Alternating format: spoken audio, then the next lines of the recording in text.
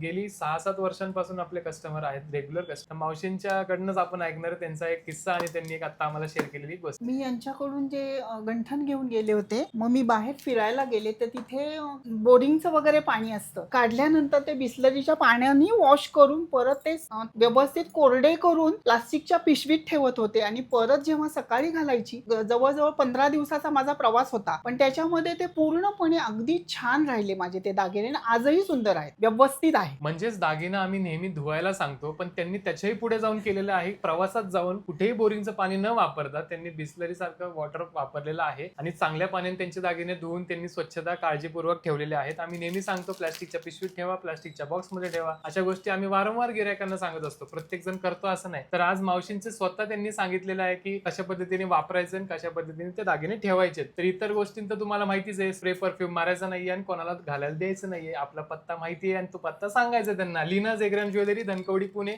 आमचा नंबर आहे 7447445050. हा नंबर लक्षात ठेवायचा आहे. कोणी विचारलं दागिना दे, सांगायचा हा नंबर. धन्यवाद.